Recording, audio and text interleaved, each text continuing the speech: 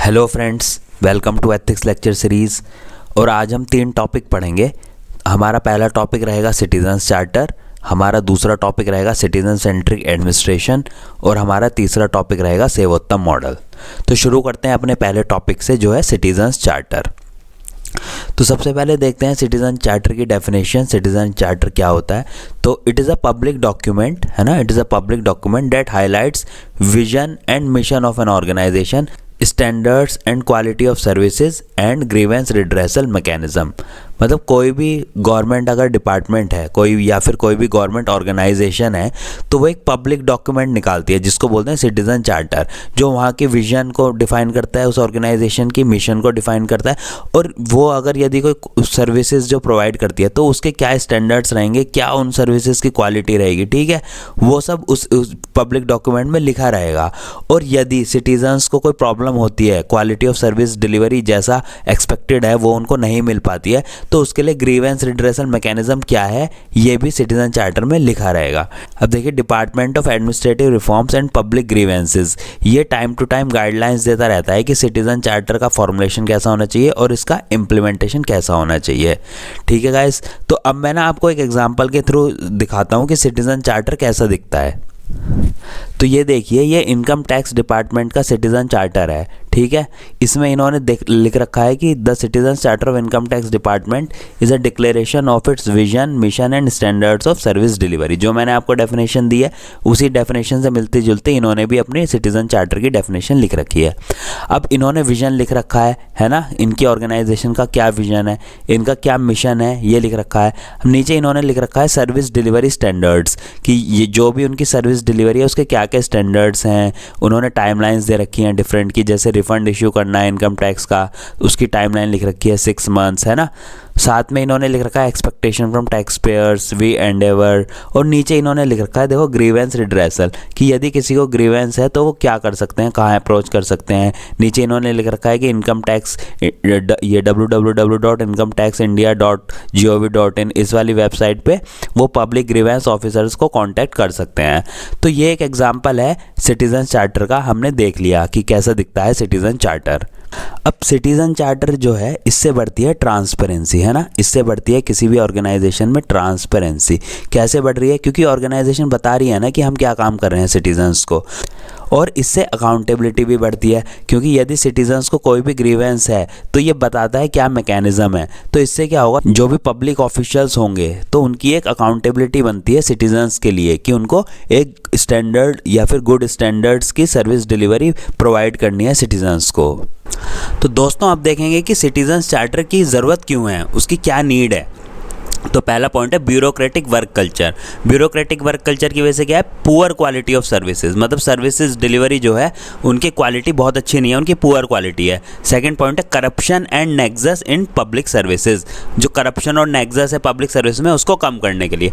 अब इसको समझते हैं एक एग्जाम्पल से। मान लीजिए आप इलेक्ट्रिसिटी डिपार्टमेंट में गए हैं आप, है ना, और आपका बिजली का बिल सपोज कीजिए बहुत ज़्यादा आ गया है, तो आप इलेक्ट्रिसिटी डिपार्टमेंट में गए हैं उसकी शिकायत करने और आपको उसको कम कराना है।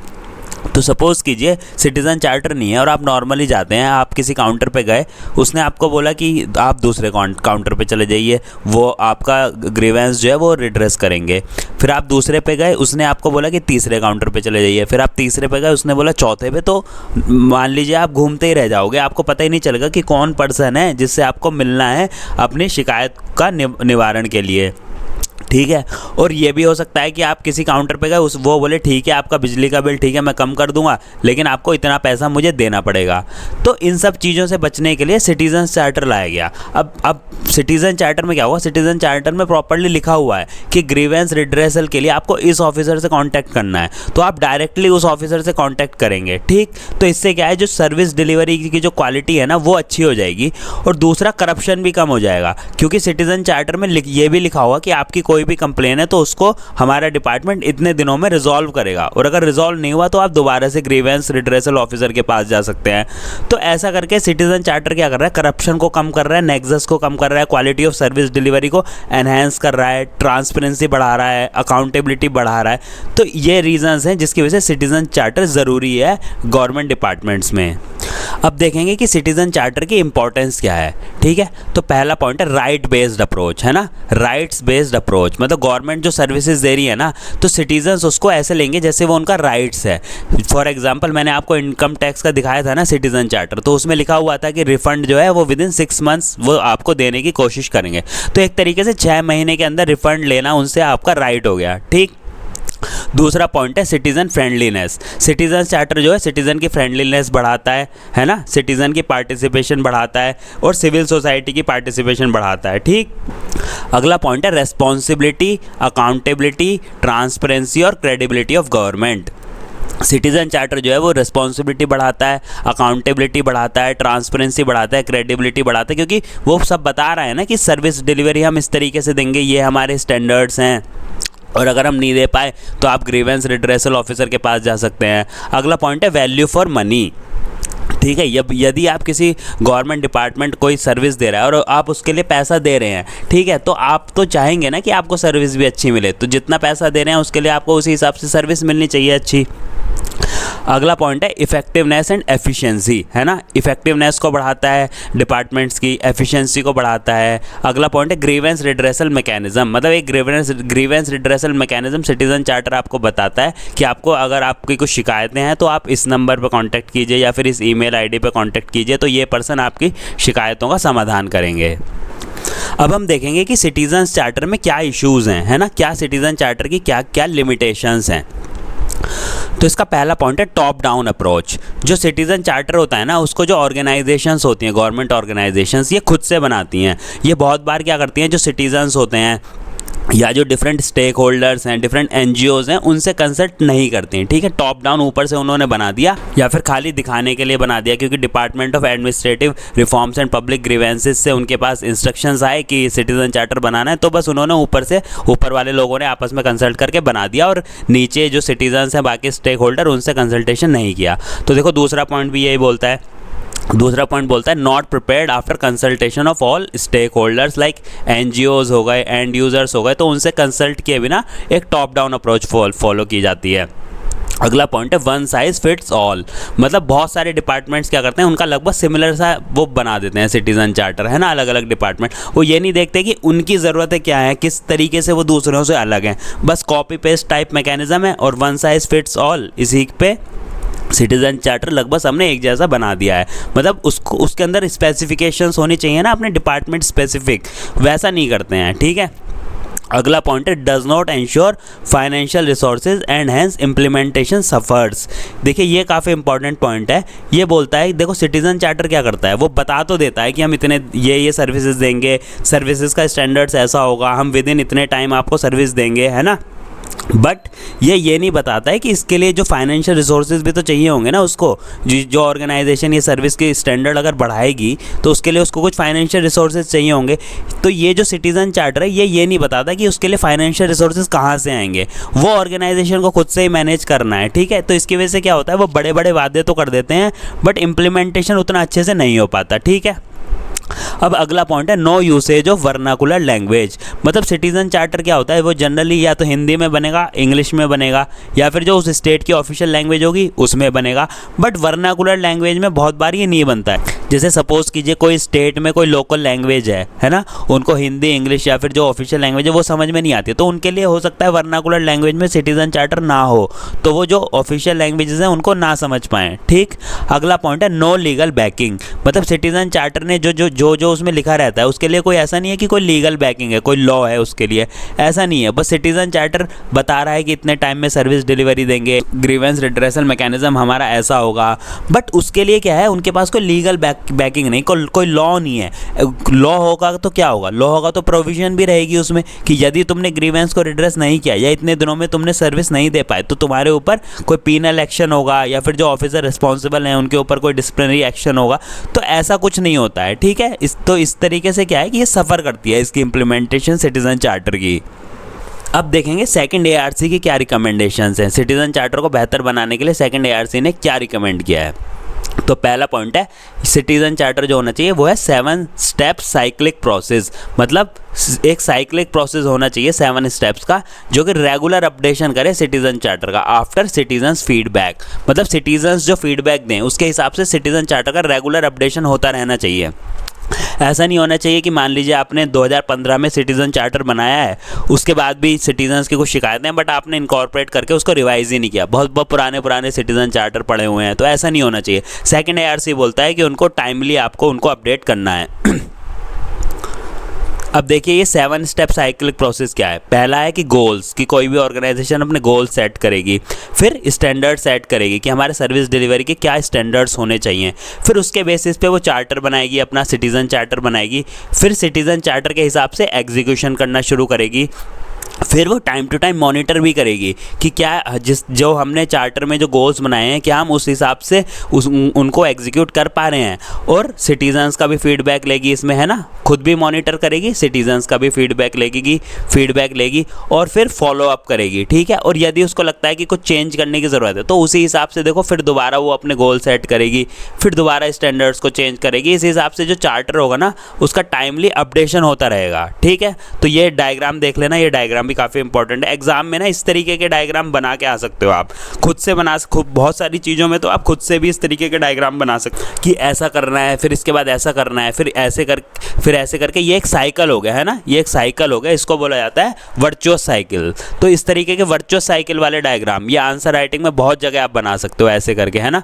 किसी भी चीज़ को GS में भी काम आता है, ये एथिक्स में भी काम आता है, और बीच में इसको लिख दो कि ये वर्चुअस साइकिल है ना, वर्चुअस साइकिल, है ना। तो अब देखते हैं अगला पॉइंट क्या है सेकंड ARC का। ये बोलता है कि one size does not fits all, मतलब ऐसा नहीं होना चाहिए कि मतलब सारे डिपार्टमेंट एक जैसा सिटीजन चार्टर बना रहे हैं, सब डिपार्टमेंट अपना सेपरेट सिटीजन चार्टर बनाए अपनी नीड्स के हिसाब से, है ना, और जो वो सर्विसेज प्रोवाइड करते हैं उनके हिसाब से। अगला पॉइंट है consultation with civil society while framing the charter, मतलब सिविल सोसाइटी को कंसल्ट करना है चार्टर को बनाते टाइम, क्योंकि तभी तो पता चलेगा ना कि जो सिटीजन्स हैं वो क्या, उनकी प्रॉब्लम्स क्या हैं, क्या प्रॉब्लम वो फेस कर रहे हैं, ठीक। अगला पॉइंट है hold officers accountable for default in service delivery, मतलब जो ऑफिसर्स रिस्पॉन्सिबल है ना सर्विस डिलीवरी के लिए, अगर सर्विस डिलीवरी उसके सिटीजन चार्टर के हिसाब से नहीं हो पा रही है तो जो ऑफिसर्स हैं, है ना, उनकी अकाउंटेबिलिटी होनी चाहिए। ऐसा नहीं कि ऑफिसर बोल रहे हैं कि मतलब नहीं सर्विस डिलीवरी नहीं दे पा रहे तो उनका कोई अकाउंटेबिलिटी है ही नहीं, उनके ऊपर कोई एक्शन नहीं हो रहा। अगर सर्विस नहीं दे पा रहे हैं जिस हिसाब से सिटीजन चार्टर में लिखा हुआ है तो उनकी अकाउंटेबिलिटी होनी चाहिए, ठीक। अब हमारा अगला टॉपिक है सिटीजन सेंट्रिक एडमिनिस्ट्रेशन। अब सिटीजन सेंट्रिक एडमिनिस्ट्रेशन देखिए, आप नाम से ही समझ में आ रहा है कि मतलब एडमिनिस्ट्रेशन होनी चाहिए जो सिटीजन को सेंटर में लेके हो, सिटीजन्स को आगे बढ़ने का मौका दिया जाना चाहिए। एडमिनिस्ट्रेशन हिसाब से होनी चाहिए जिसमें सिटीजन जो काफ़ी सेटिस्फेक्शन फील करें, उनको ऐसा ना लगे कि एडमिनिस्ट्रेशन जो है वो उनके ऊपर है, उनको लगे कि एडमिनिस्ट्रेशन उनके लिए है, ठीक है। अब देखते हैं, इसको पढ़ेंगे, इसकी डेफिनेशन।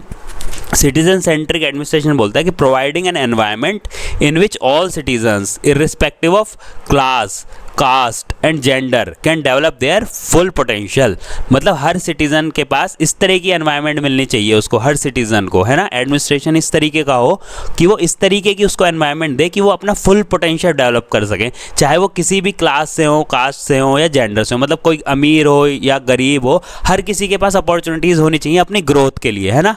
अगला पॉइंट है putting citizens at the centre of services, मतलब सर्विस डिलीवरी इस हिसाब से की जानी चाहिए कि मतलब सिटीजन्स को सेंटर में रख के, कि मतलब सिटीजन्स की जितनी मैक्सिमम उनको सुविधा दे सकते हैं उनको उतनी मैक्सिमम सुविधा देनी है, ठीक। अब हम अगला टॉपिक पढ़ेंगे सेवोत्तम मॉडल, ठीक है, सेवोत्तम मॉडल। तो इसको जानते हैं कि सेवोत्तम मॉडल क्या है। देखिए जो सेवोत्तम मॉडल है ना, ये सजेस्ट किया है सेकंड ARC ने, है ना। सेकंड ARC ने सेवोत्तम मॉडल सजेस्ट किया अपने 12th रिपोर्ट में, और जिस रिपोर्ट का नाम था सिटीजन सेंट्रिक एडमिनिस्ट्रेशन, है ना, मतलब सिटीजन सेंट्रिक एडमिनिस्ट्रेशन कैसे करनी है उसके लिए जो मॉडल है वो है सेवोत्तम मॉडल, ठीक। अब देखिए सेवोत्तम मॉडल से आप कैसे समझ सकते हैं। सेवोत्तम 2 वर्ड से बना है, पहला सेवा मतलब सर्विस, और दूसरा वर्ड है उत्तम मतलब एक्सीलेंट, मतलब सर्विस जो है वो एक्सीलेंट होनी चाहिए, है ना। ये आगे लिखा है सर्विस एक्सीलेंस, मतलब जब कोई भी गवर्नमेंट डिपार्टमेंट जो सर्विसेज वो दे रहा है उनको एक्सीलेंटली सर्विस दे पाएगा तो उसको बोलेंगे सेवोत्तम मॉडल, है ना। अब सेवोत्तम मॉडल से क्या होगा? सेवोत्तम मॉडल बताएगा कि सेवोत्तम मॉडल से होगा change in mindset within the government from administration and control to service and enablement. मतलब सेवोत्तम से जो गवर्नमेंट डिपार्टमेंट है ना, उनका एक तरीके से माइंडसेट चेंज हो रहा है। अब उनका माइंडसेट कैसे चेंज हो रहा है?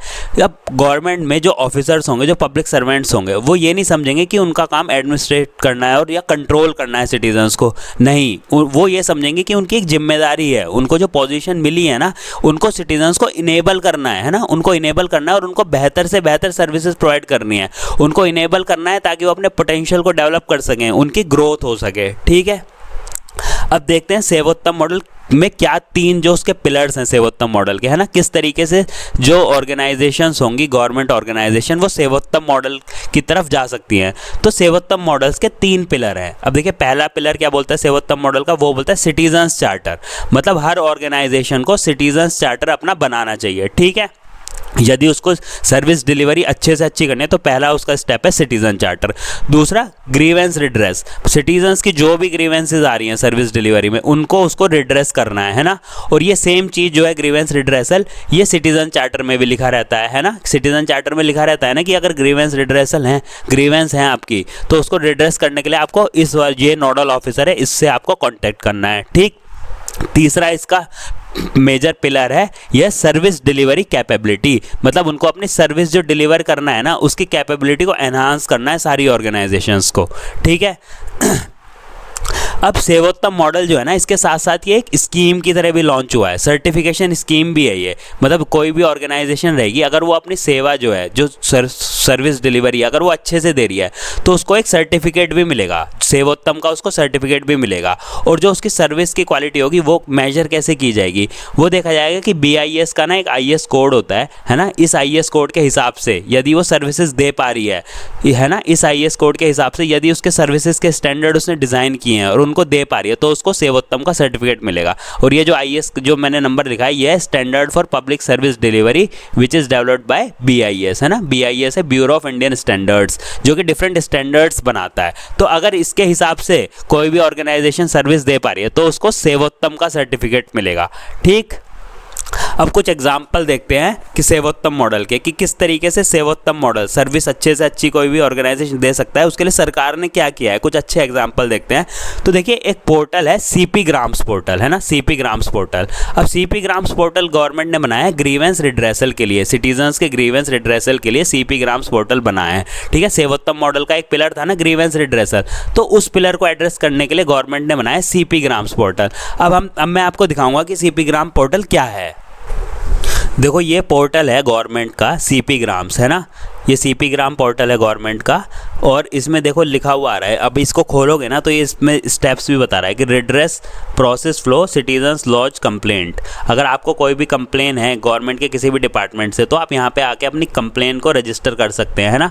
इसको टाइमली आप इसका स्टेटस भी देख सकते हैं कि आपकी कंप्लेन कहाँ तक पहुँची है। ठीक, ये पोर्टल है, देखिए इसमें नीचे भी दिखा रहा है कि रजिस्टर, इस पर जाके आप लॉगिन कर सकते हैं, अपनी कंप्लेन रजिस्टर कर सकते हैं, फिर स्टेटस भी देख सकते हैं कि आपकी कंप्लेन कहाँ तक पहुँची, उस पर क्या एक्शन हुआ। ठीक, तो ये CP ग्राम्स पोर्टल है। अब देखते हैं वे फॉरवर्ड कि गवर्नमेंट और क्या कर सकती है सर्विसेज को और बेहतर बनाने के लिए, है ना।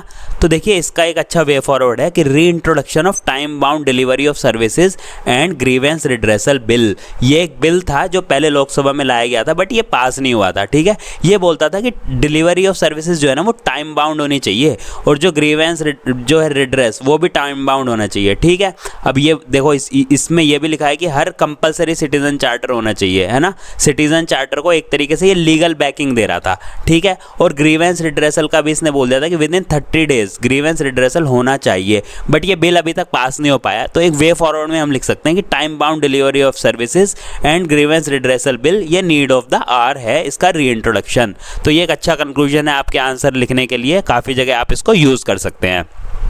तो दोस्तों, इसी के साथ ही क्लास ख़त्म होती है। अगर आपको एथिक्स से रिलेटेड कोई भी डाउट पूछना है तो आप मेरा टेलीग्राम ग्रुप पे मुझसे डाउट पूछ सकते हैं। मैंने एथिक्स के साथ साथ और भी बाकी सारी चीज़ों के नोट्स मैंने बना रखे हैं मेंस ओरिएंटेड, तो वो भी मेरे टेलीग्राम चैनल पे पड़े हैं। आप डिस्क्रिप्शन में मेरा टेलीग्राम चैनल ज्वाइन कर सकते हैं और मेरा टेलीग्राम ग्रुप भी ज्वाइन कर सकते हैं। So thank you guys.